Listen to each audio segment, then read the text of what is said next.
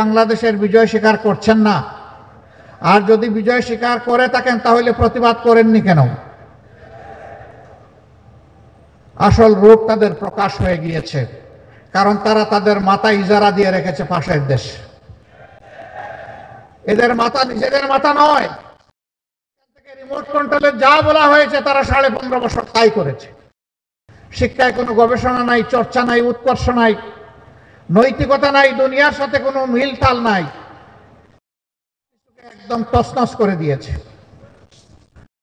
ছাত্র শিবির এবং এখানে অন্যান্য ছাত্র সংগঠনের যে সমস্ত নেতা আছেন তাদের কাছে আমি আহ্বান জানাতে চাই, আরেকটি যুদ্ধ করার জন্য তোমাদেরকে তৈরি হতে হবে। সেই যুদ্ধটা হচ্ছে শিক্ষা প্রতিষ্ঠানকে মেরামত করা।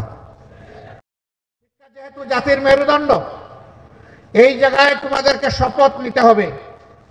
আর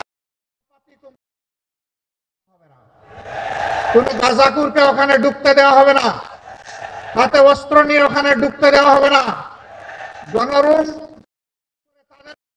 হবে না। শিক্ষা প্রতিষ্ঠানে টেন্ডারবাজি, চাঁদাবাজি যারা করবে তাদেরও কোনো ঠিকানা শিক্ষা প্রতিষ্ঠানে। শিক্ষা প্রতিষ্ঠানে শুধু শিক্ষা, শিক্ষার চর্চা আর গবেষণা থাকবে। যদি তাই, তাহলে আগামীর বাংলাদেশ ঘুরে দাঁড়াবে ইনশাআল্লাহ। যদি তোমরা শিক্ষা প্রতিষ্ঠানকে সেইভাবে গড়ে তুলতে পারো তাহলে 24-এর এই ত্যাগ ইনশাআল্লাহ শতবার। আর যদি শিক্ষা প্রতিষ্ঠানকে গড়ে তোলা না যায়, এই জাতি বারবার পথ হারাবে। জাতিকে এখন পথের উপর টেনে উঠানো তোমাদের দায়িত্ব। এই জন্য আমরা তোমাদের সাথে, যেভাবে 24-এ আমরা তোমাদের সাথে ছিলাম 36শে জুলাই পর্যন্ত, আগামীতেও তোমাদের সাথে থাকার অঙ্গীকার আমরা ব্যক্ত করছি। ইসলামী ছাত্র শিবিরের উদ্দেশ্যে আমি বলতে চাই, এখানে স্লোগানে লেখা আছে সততা, দক্ষতা, দেশপ্রেম। এই তিনটা জিনিস যাদের অন্তরে থাকবে, বুকে থাকবে, তারা ইনশাআল্লাহ জাতিকে ভালো কিছু দিতে পারবে। 77-এর 6ই ফেব্রুয়ারি ঢাকা বিশ্ববিদ্যালয়ের কেন্দ্রীয় মসজিদ থেকে এই সংগঠনটির যাত্রা শুরু হয়েছিল। 2010 সাল পর্যন্ত ছাত্র শিবির তাদের বৈধ রাজনৈতিক একটা ছাত্র সংগঠনের অধিকার প্রয়োগ করে সদস্য সম্মেলন করতে পেরেছে।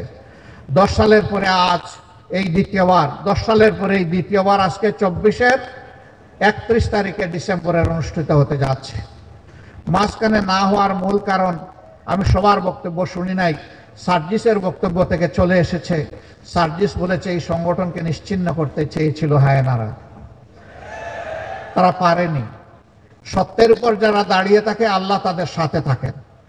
ইসলামী ছাত্র শিবির সত্যের উপর যতক্ষণ দাঁড়িয়ে থাকবে ততক্ষণ আল্লাহ তাআলা তাদের সাথে থাকবেন।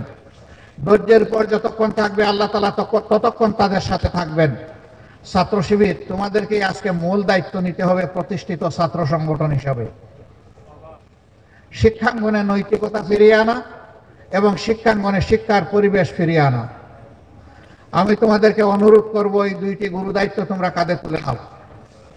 এতে যত স্যাক্রিফাইস তোমাদের করতে হবে সেই স্যাক্রিফাইসের জন্য তোমরা, তারপরেও আমাদের শিক্ষা প্রতিষ্ঠানগুলো তোমরা মেরামত। হ্যাঁ, এ কাজ তোমাদের একার নয়, এবং এই কাজের জন্য যারা আগ্রহী, সত্যি যাদের মনে সততা থাকবে, আছে এবং দেশপ্রেমের ব্যাপারে যারা আপোষহীন, তোমরা সবাই মিলেমিশে হাতে হাত ধরে এই কাজটি করবে, এটা তোমাদের প্রতি আমাদের অনুরোধ। এইখানেই তোমাদের ঐক্য হবে, এই তিনটা স্লোগানের ভিত্তিতে সকলের সাথে। যারাই এগিয়ে আসবে তাদেরকে বুকে আলিঙ্গন করে পরস্পরকে জড়িয়ে ধরে তোমরা সামনের দিকে এগিয়ে যাও। তোমাদের হাতেই আগামীর বাংলাদেশ শোভা পাবে।